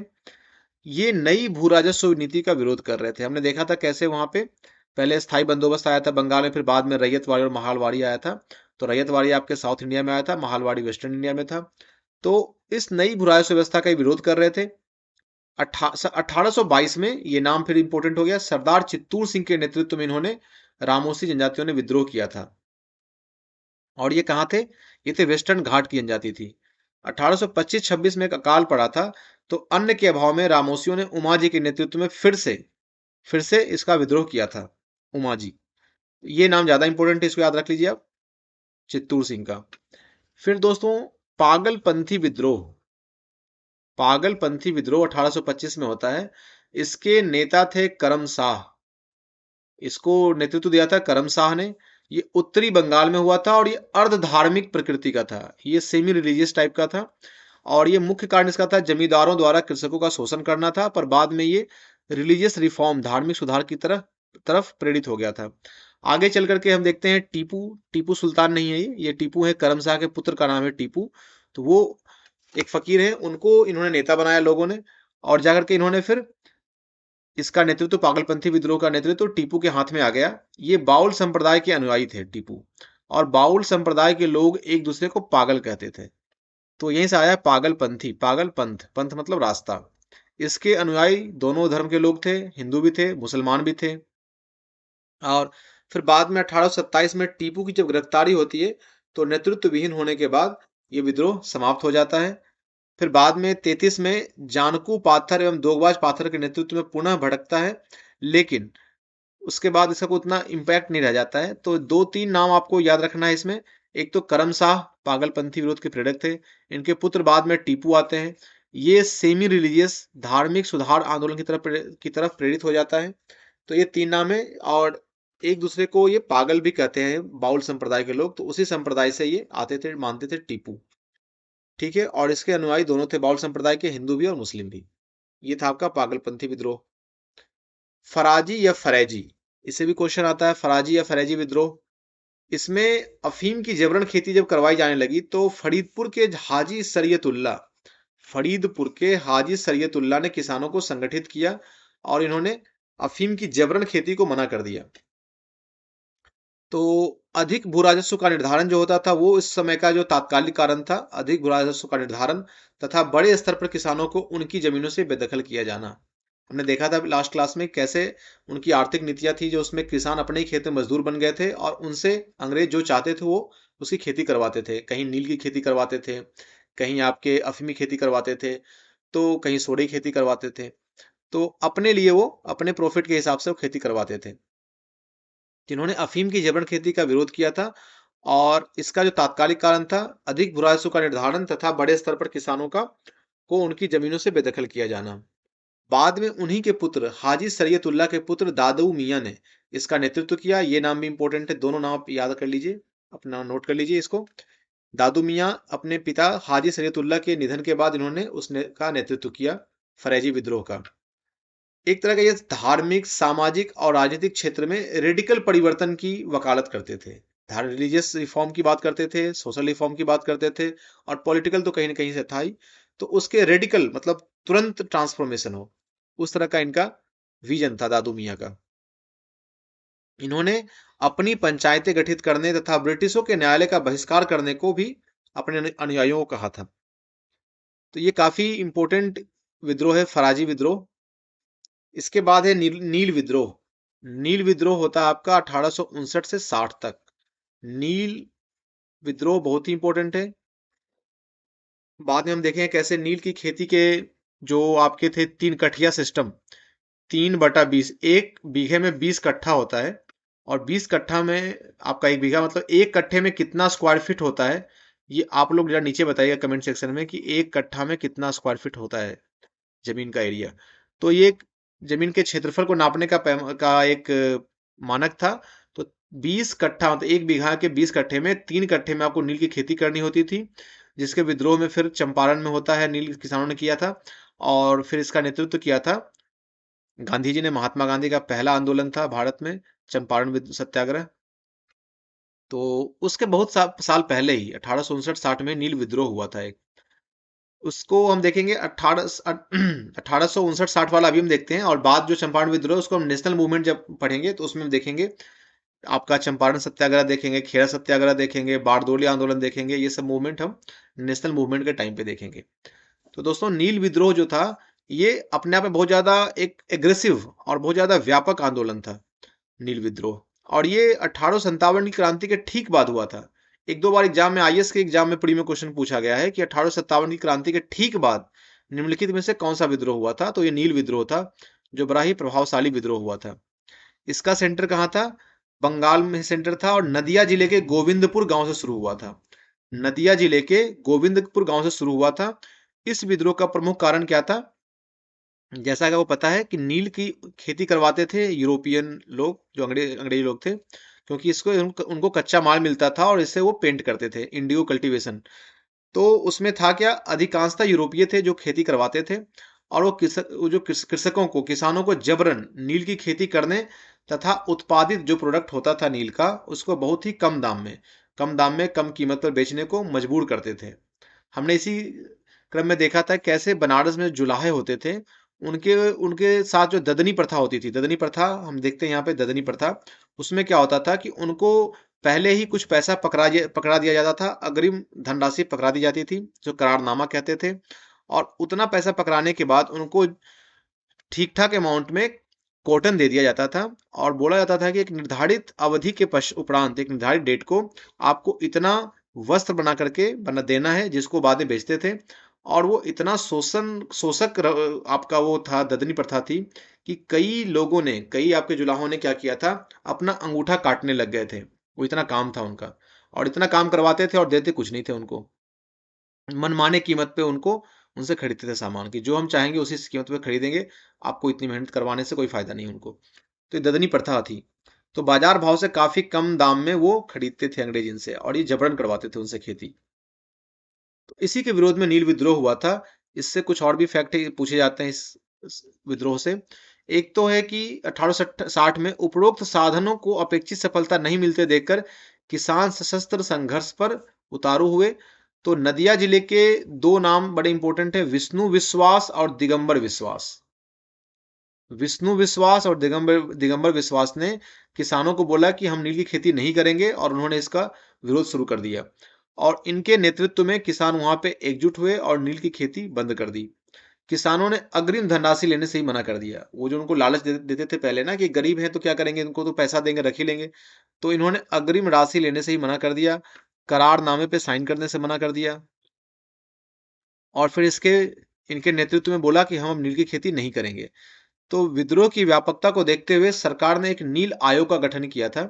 हम देखेंगे ये जो आपका नील आंदोलन था, ये बड़ा सफल हुआ था, क्योंकि नील विद्रोह के बाद जब अंग्रेजों ने एक कमीशन बनाया था, अंग्रेजों ने सचिव सिटनकार की कमीशन, सेक्रेटरी थे सिटनकार, उनके अध्यक्षता में एक आयोग बनाया था, कमीशन बनाया था कि इस किसानों की समस्या को आप जरा इसको देखें और बताएं फिर रिपोर्ट। तो रिपोर्ट में आया था, इन्होंने इसको एक्सेप्ट किया था कि किसानों की समस्याएं वाजिब हैं, और इनकी मांग सही है, और इनके फेवर में ये रिपोर्ट आई थी। ये था आपका नील विद्रोह। इसमें भी कुछ महत्वपूर्ण फैक्ट्स हैं। इसमें भी हिंदू और मुसलमानों ने मिलकर के इस विरोध को किया था, और नील उत्पादकों के विरुद्ध हड़ताल आयोजित किया था, जिसका प्रेस और मिशनरियों ने भी काफी सपोर्ट किया था। प्रेस मतलब उस समय प्रेस आ चुका था, और प्रेस ने काफी इस आंदोलन को सपोर्ट किया था। इसमें एक इंपॉर्टेंट नाम है हरीश चंद्र मुखर्जी। इसमें एक इंपॉर्टेंट नाम है हरीश चंद्र मुखर्जी। इनका एक न्यूज़पेपर था, हिंदू पैट्रियाट। हिंदू पैट्रियाट इनका न्यूज़पेपर था, हरीश चंद्र मुखर्जी का। ये एग्जाम में पूछा जाता है, ये फैक्ट को याद रखिए आप। किसानों ने इन्होंने किसानों का पूर्ण समर्थन किया था। तो नील विद्रोह में जो किसानों की समस्याएं थी, उन्होंने इनको बढ़ चढ़ के दिखाया था अपने न्यूज़पेपर में, अपने दैनिकों में। और इनके अलावा अन्य जो वहाँ के इंटेलेक्चुअल्स थे, जिन्होंने अलग अलग अपने साहित्य के माध्यम से, नाटक के माध्यम से भी इसका सपोर्ट किया था। नील दर्पण एक बंगाली नाटक लिखा गया था। नील दर्पण पूछा जाता है एग्जाम में। इनको लिखा था दीनबंधु मित्रा ने। दीनबंधु मित्रा ने लिखा था, 1858-59 में लिखा था, और 1860 में ढाका में इसे पब्लिश किया गया था। 1860 में ढाका में इसे पब्लिश किया गया था। तो इसमें नील बगान के जो मालिक होते थे, उनके द्वारा जो किसान थे उस पर जो अत्याचार था, उसका एक जीवंत विवरण इस नाटक में दिखाया गया है। यह नाटक उस समय इतना लोकप्रिय हुआ था कि आम जनमानस के बिल्कुल दिमाग में ये क्रांति का भाव पैदा करता था। तो अंग्रेजों ने इस नाटक को बाद में बंद कर दिया था, बंद करवा दिया था, और इसको भी, इसकी पब्लिशिंग को भी काफी रोक लगाई थी। इसका समर्थन इस विद्रोह का छोटे छोटे जमींदारों ने भी किया था, सेठ साहूकारों ने भी किया था, और बुद्धिजीवी वर्ग के जो लोग थे, इंटेलेक्चुअल्स थे, उन्होंने भी किया था। तो दीनबंधु मित्रा का नाम याद रखना है आपको, नील दर्पण का नाम याद रखना है आपको, हरिश्चंद्र मुखर्जी के न्यूज़पेपर हिंदू पैट्रियाट का नाम याद रखना है, जिन्होंने सपोर्ट किया था इस आंदोलन को, नील विद्रोह को। और इसके साथ साथ लॉर्ड कैनिंग का एक स्टेटमेंट है। उनका स्टेटमेंट ये था, इस विरोध का इतना व्यापक प्रभाव था कि उन्होंने बोला था कि जितनी चिंता मुझे 1857 की क्रांति के विषय में थी, उतनी इस विद्रोह की भी है। तो इससे आप समझ सकते हैं कितना व्यापक ये विद्रोह था। और इसका कहाँ पे हुआ था? नादिया जिले में हुआ था। और दो नाम थे, कौन कौन?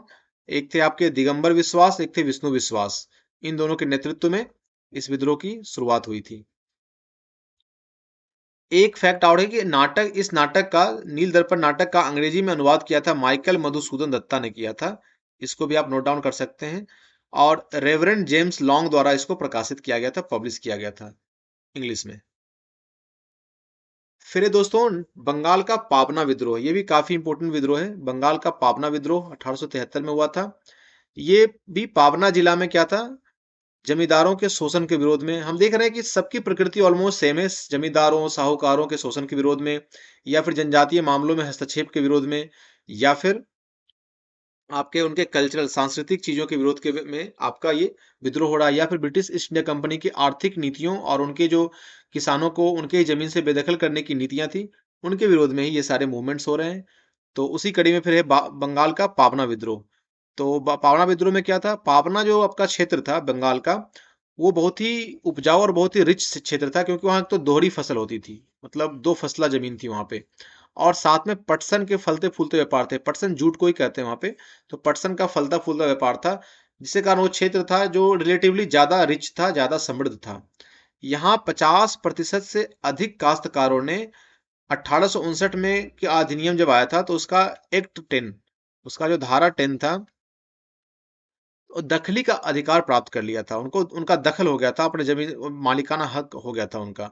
फिर भी भूस्वामी अनेक प्रकार के आवाब मतलब बहुत सारे टैक्सेस लगाते थे पैमाइश के लिए, मतलब नापने के लिए, मेजरमेंट के लिए, जमीन को नापने के लिए मनमाने तौर पर छोटे मापों का प्रयोग करके तथा बल प्रयोग करके लगान को बढ़ाते थे, लगान को मनमाना ढंग से बढ़ा रहे थे।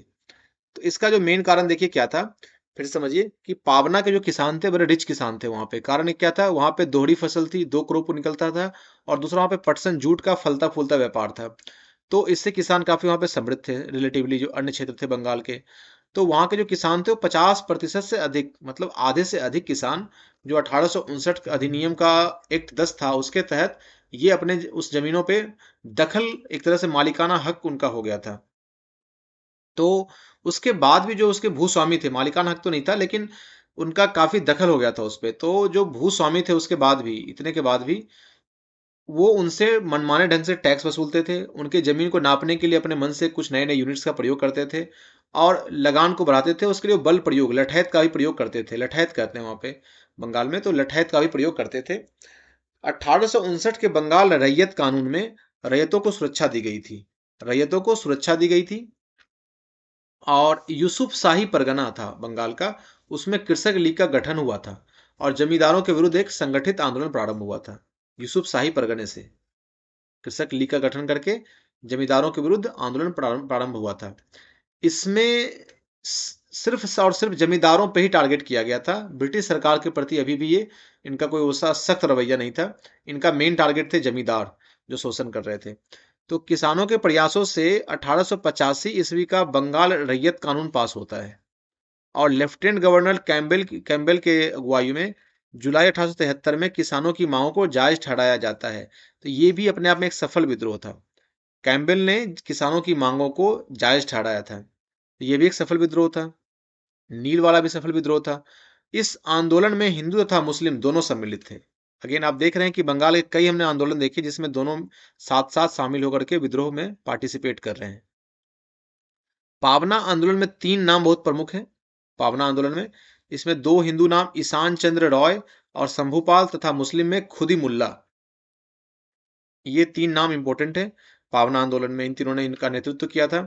और 1885 में इसी का परिणाम था इस विद्रोह का कि 1885 में बंगाल काश्तकारी कानून, काश्तकार किसानों को कहते हैं, तो बंगाल काश्तकारी कानून पास हुआ था, पारित हुआ था इस विद्रोह के बाद। इन्होंने कुछ राहत दिया था उनको। और इसी के विरोध को, विद्रोह को केंद्र में रखकर, पावना को केंद्र में रख करके मुशर्रफ हुसैन ने जमींदार दर्पण नामक नाटक नाटक लिखा था। जमींदार दर्पण, जैसे वो नील दर्पण था तो ये जमींदार दर्पण नामक नाटक लिखा था मुशर्रफ हुसैन ने। ये पूछा नहीं गया, पूछा जा सकता है। फिर दक्कन के दंगे, दक्कन रायट्स भी कहते हैं इसको। इसमें क्या था कि रैयतों की अल्पकाल की समृद्धि और उसके बाद की घनघोर विपन्नता के कारण दक्कन असंतोष उत्पन्न हुआ था। इसको थोड़ा बैकग्राउंड में देखना पड़ेगा हमें कि क्या हुआ था उस समय। 1860 में अमेरिका में गृह युद्ध हो रहा था। 1860 में अमेरिका में गृह युद्ध हो रहा था और जो यूरोप में अमेरिका से कपास आता था वो कपास आना बंद हो गया।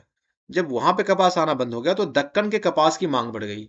दक्कन के कपास की मांग बढ़ गई। जब दक्कन के कपास की मांग बढ़ गई तो उससे रैयतों को काफी लाभ अर्जित हुआ, काफी फायदा हुआ, काफी मुनाफा हुआ। परंतु जब 1865 में अमेरिका में गृह युद्ध समाप्त हो गया तो फिर से अमेरिका से कपास जाने लगा यूरोप में। तो फिर जो दक्कन वाला कपास था उसकी मांग कम हो गई, मंदी आ गई। और जब मंदी आ गई तो उसके कारण, और मंदी आने के बाद यहाँ पे क्या हुआ, उल्टा भू राजस्व बढ़ा दिया गया। एक तरफ तो आपके यूरोप के बाजार में अमेरिका के कपास के वापस आने से क्या हुआ, मंदी आ गई, इनकी डिमांड कम हो गई इनके कपास की। और दूसरी तरफ ये वहां पे 30% लैंड रिवेन्यू को बढ़ा देते हैं। दोनों काम एक साथ। तो 1875 में दंगा होता है और सबसे पहले निशाने पे कौन आती है, सरकार आती है। सरकार को निशाने पे लेकर दंगा स्टार्ट होता है, दक्कन रॉयट्स से स्टार्ट होता है। और इसके परिणाम स्वरूप क्या होता है, दक्कन कृषक राहत अधिनियम 1879। देखिए इसमें भी जो दक्कन के किसान थे उनको, एक उनको राहत देने के लिए एक अधिनियम, एक्ट पारित किया गया था जिससे कि रैयतों को राहत पहुंचाई जा सके। तो ये भी एक सफल आंदोलन था। फिर है 20वीं सदी के किसान आंदोलन। अभी तक हम लोग देख रहे थे जो मुख्य रूप से वो 19वीं और 18वीं शताब्दी के जनजातीय और किसान आंदोलन थे। 20वीं सदी में जो कुछ हुए हैं किसान आंदोलन, जो यूपी पीसीएस में स्पेशली पूछा गया है कई बार एग्जाम में, उसको हम देखेंगे। एक था बेदखली रोको आंदोलन, संयुक्त प्रांत में हुआ था, यूनाइटेड प्रोविंस कहते थे। तो इसमें बेदखली रोको आंदोलन हुआ था। इसका नेतृत्व किन्होंने किया था? तो इनका यहाँ पे मदन मोहन मालवीय, इंद्र नारायण द्विवेदी, गौरी शंकर मिश्र, इन्होंने मिलकर के बनाया था, किसान सभा का गठन किया था। और इन किसानों के गठन, इस किसान सभा का जो गठन हुआ था उसका मेन पर्पस था ताल्लुकदार और जमींदार इन दोनों के शोषण के विरुद्ध अपनी आवाज को बुलंद करना। और इस शोषण के विरुद्ध में 1918 में, इस समय गांधी जी आ चुके हैं, तो 1918 में बेदखली रोको आंदोलन चलाया गया था। बेदखली रोको मतलब किसान को उनके जमीन से बेदखल करने का रोको, वही आंदोलन चलाया गया था। और इन तीन नामों को हमने देख लिया। इन तीनों ने मिलकर के किसान सभा का गठन किया था। जून 1919 तक किसान सभा ने प्रांत के अधिकांश किसानों के मध्य अपनी जगह बना ली और इसको फिर एक पॉलिटिकल अवेयरनेस इससे आया था। किसान सभा ने किसानों के बीच जाकर के एक पॉलिटिकल अवेयरनेस को बढ़ावा दिया था। बेदखली रोको आंदोलन, इसमें फिर क्या है, 1919 के अंतिम दिनों में किसान सभा का संगठित विद्रोह खुलकर सामने आया। प्रतापगढ़ की रूड जागीर में जागीरदारों के विरुद्ध, बड़ी इंटरेस्टिंग एक मतलब फैक्ट है इसमें कि एक नाई धोबी ये सब ने बंद कर दिया था। मतलब नाई धोबी इन लोगों ने जमींदारों को अपनी सेवा देना बंद कर दिया था। इन लोगों ने किसान सभा के साथ आकर के इनको एक अपना एक मोरल सपोर्ट दिया था।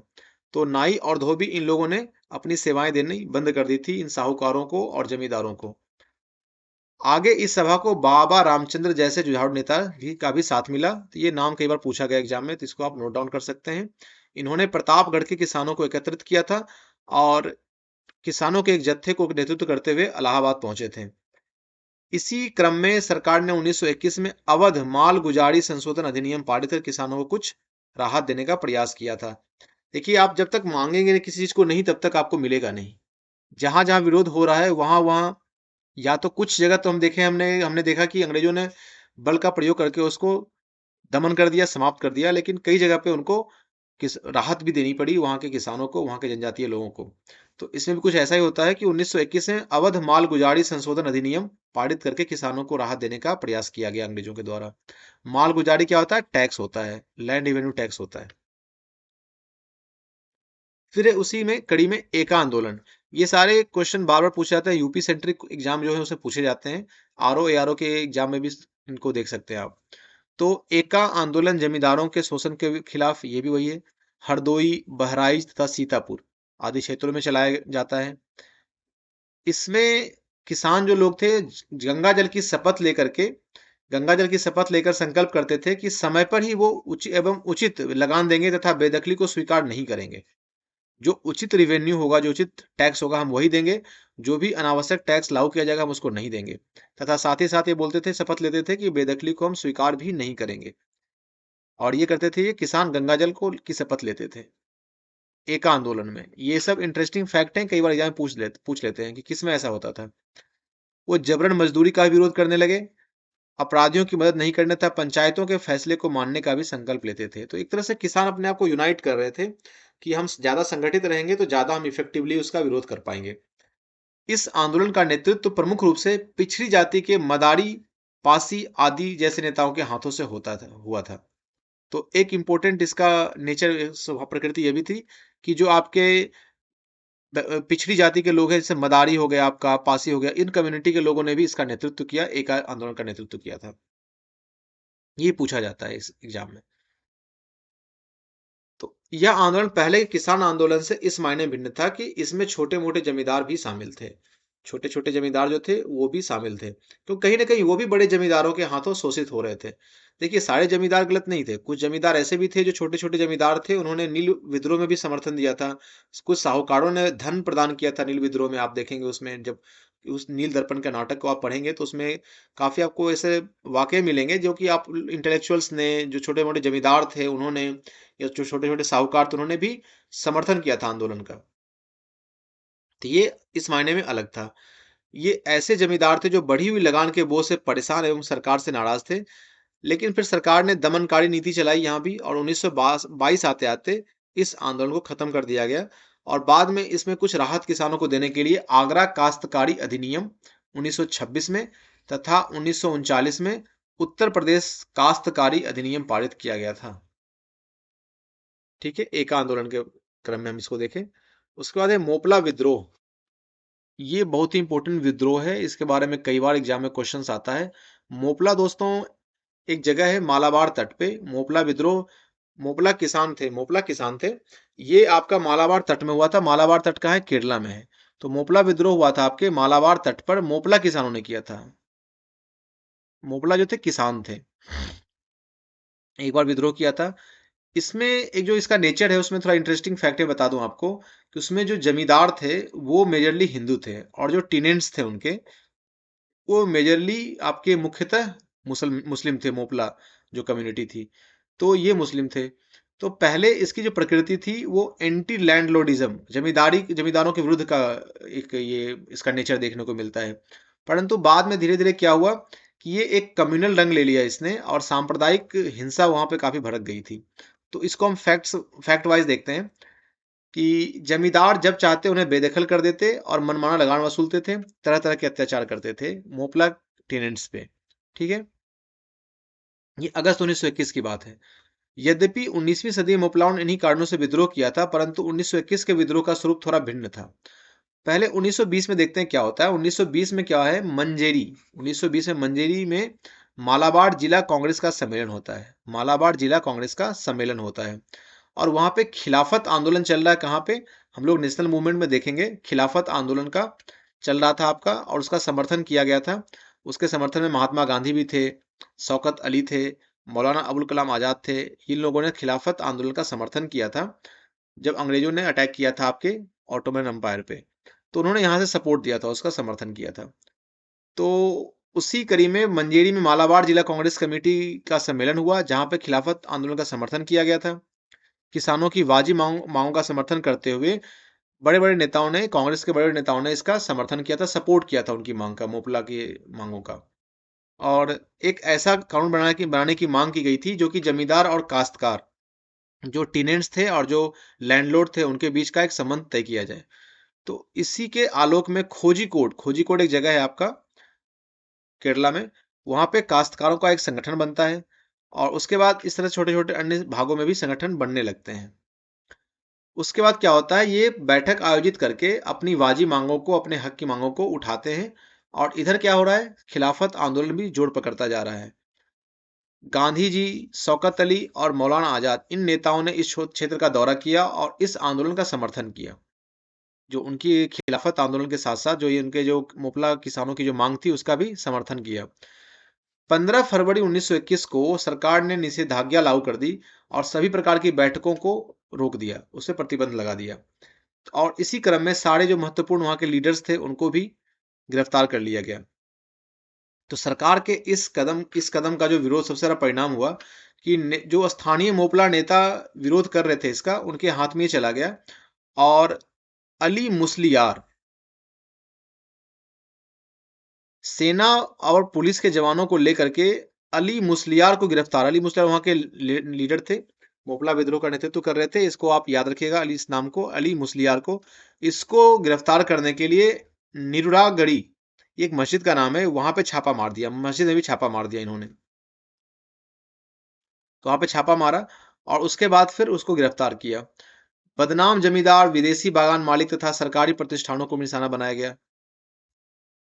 इसमें हम एक चीज जो देखते हैं, शुरुआत में जब ये मुपला विद्रोह हुआ था, थोड़ा सा ध्यान से देखिए इसमें, तो उस समय जो लिबरल अप्रोच था इसका, बड़ा इंक्लूसिव अप्रोच था उस समय आपका उदार जमींदार जो थे, जो आपके लिबरल लैंडलॉर्ड थे, और गरीब हिंदू, उनको छोड़ दिया गया था। उस समय इसका स्वरूप कम्युनल नहीं हुआ था, सांप्रदायिक नहीं हुआ था। शुरू में उदार जमींदार तथा गरीब हिंदुओं को छोड़ दिया गया था।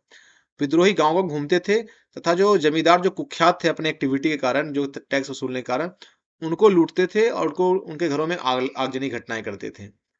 कुछ विद्रोही नेता जैसे कुन हमद हाजी इस बात का ध्यान रखते थे कि हिंदुओं को ना सताया जाए, हिंदुओं को न सताया जाए, जो जमींदार हैं, जो हमारे लैंडलॉर्ड जो हम पे अत्याचार कर रहे हैं, उनको हम टारगेट करें।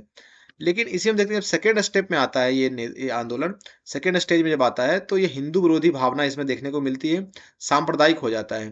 कारण ये उसका हुआ कि उनको कहीं ना कहीं ऐसा लगा कि ये जो जमींदार हैं ये कहीं ना कहीं सपोर्ट कर रहे हैं। और ब्रिटिश ईस्ट इंडिया कंपनी ने भी क्या किया था, उस समय जो ब्रिटिश सरकार थी उन्होंने इसको हिंदुओं का समर्थन, जमींदार को समर्थन लिया था और इन्होंने मुस्लिम हिंदू का रंग देना स्टार्ट कर दिया था और इसके बाद फिर जाकर के ये कम्युनल राइट्स में बदल गया था। सरकार ने मार्शल लॉ की घोषणा भी की थी दूसरे चरण में और उसके बाद हिंदुओं को प्रशासन का साथ देने के लिए भी कहा था। ब्रिटिश सरकार ने हिंदुओं को प्रशासन का साथ देने के लिए कहा था और इस कारण से उनको लगा कि ये कहीं न कहीं अंग्रेजों को समर्थन दे रहे हैं हिंदू, और इसके कारण से ये फिर हिंदू विरोधी भावना इसमें सुलग उठी और व्यापक स्तर पे यहाँ पे काफ़ी विरोध हुआ था और हिंदू लोग इसमें काफ़ी मारे भी गए थे मुपला विद्रोह में। तो बड़ा ही एक हम देखते हैं कई विद्रोह ऐसे हुए जिसमें हिंदू मुसलमान लोग साथ आकर के लड़े थे और इसमें लास्ट में जाके सांप्रदायिक हो गया था मुपला विद्रोह लेकिन।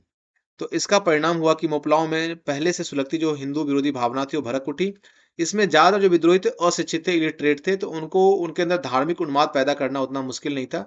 तो वो तुरंत कट्टरपंथी धार्मिक भावनाओं को उसमें फैला करके इसको एक सांप्रदायिक रंग दे दिया गया था। और उसी क्रम में इस पे कई मूवी बनी है मोपला विद्रोह पे, आप देख सकते हैं। कई साहित्य भी अवेलेबल है। हिंदुओं पर हमला होने लगा, फिर उनकी हत्या होने लगी, जबरन धर्म परिवर्तन होने लगा। तो सारी जो अहिंसक घटनाएँ थी, जो किसी भी आंदोलन का जो है वो नहीं होना चाहिए, लेकिन ये सब हुआ इस आंदोलन मोपला विद्रोह में।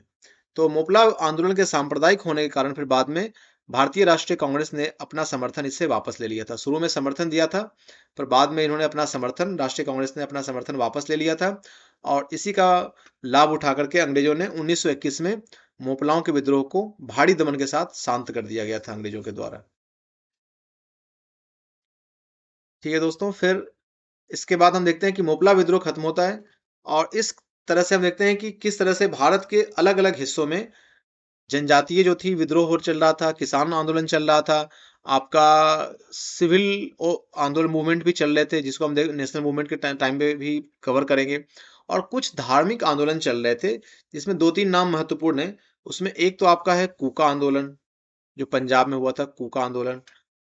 दूसरा था आपका वहाबी आंदोलन, कूका था, वहाबी था, देवबंद का आंदोलन था।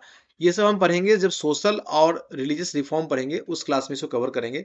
आज मैंने जो महत्वपूर्ण आंदोलन पूछे गए थे उसको मैंने आज के क्लास में कवर किया है और भी जो आंदोलन हुए हैं उसको भी आप एक बार देख करके भारत का मैप बना करके उसके प्रांत के अलग अलग स्टेट्स में जो आंदोलन हुए हैं उनको आप चिन्हित करके उसको याद कीजिएगा। और आपका जो टेलीग्राम है, इंश्योर सिविल सर्विसेज का टेलीग्राम चैनल है, उसका लिंक नीचे दिया हुआ यूट्यूब पे, कि आप नीचे वाले इस डिस्क्रिप्शन में देख सकते हैं। उस पे जाकर के आप इंडिया के मैप में जो आप अलग-अलग क्षेत्रों में आंदोलन चल रहे हैं, उन आंदोलनों को बारी-बारी से नोट करके आप उन मैप को ग्रुप में भेजिए और उसमें जो भी होगा हम लोग भी उसमें कुछ आपको बताएँगे कि कौन-सा आंदोलन, और आप में उसमें जोड़ सकते हैं और उससे आपको याद करने में भी आसानी होगी। तो please participate in the process. और फिर आज हम देखते हैं कि इस टॉपिक से जो एग्ज़ाम में क्वेश्चन्स आए हैं, कुछ क्वेश्चन्स को देखते हैं। तो पहला क्वेश्चन, 1857 के विद्रोह के बाद बंगाल में निम्नलिखित में से कौन सा विप्लव, विप्लव क्रांति को कहते हैं, विप्लव क्रांति को भी कहते हैं, तो विप्लव हुआ, तो कौन सा हुआ था?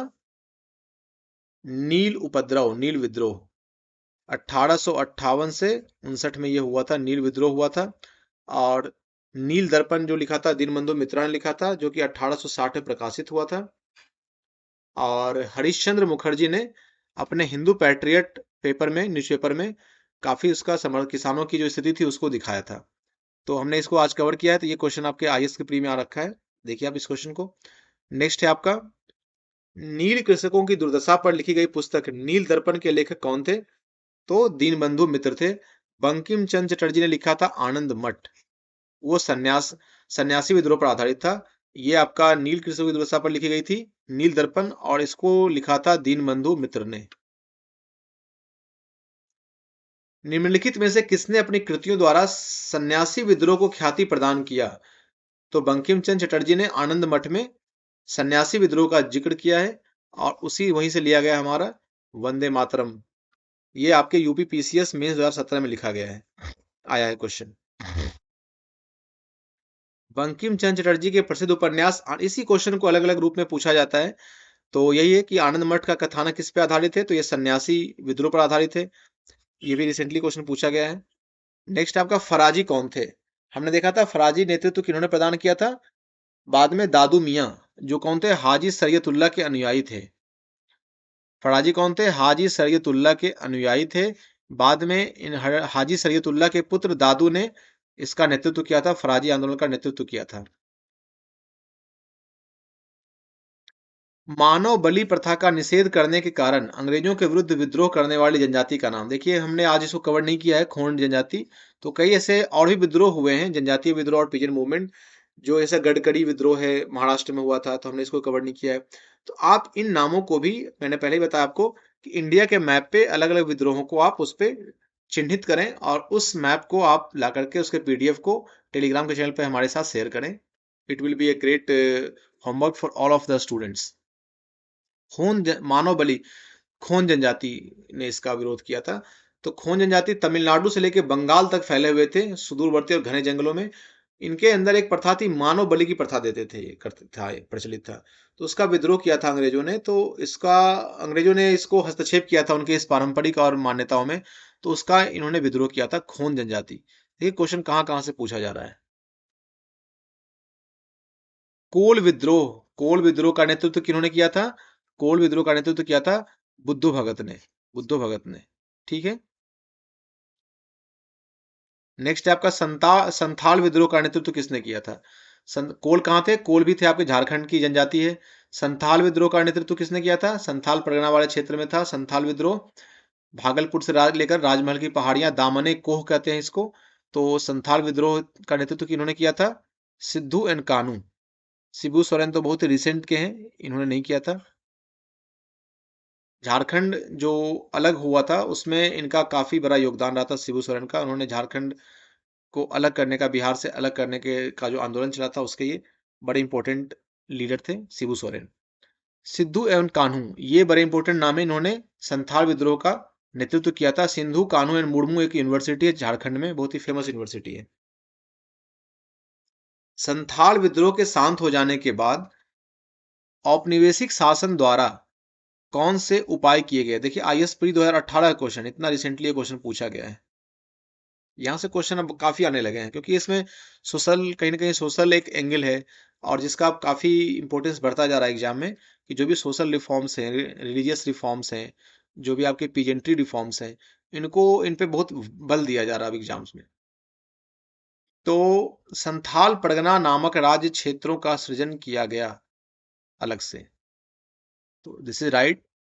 संथाल विद्रोह के शांत होने के बाद जो राहतकारी जो आया शासन, जो जो उपाय किया गया था उसमें था आपका, एक तो संथाल परगना नामक एक राज्य का गठन किया गया। ठीक है, क्षेत्रों का गठन किया गया।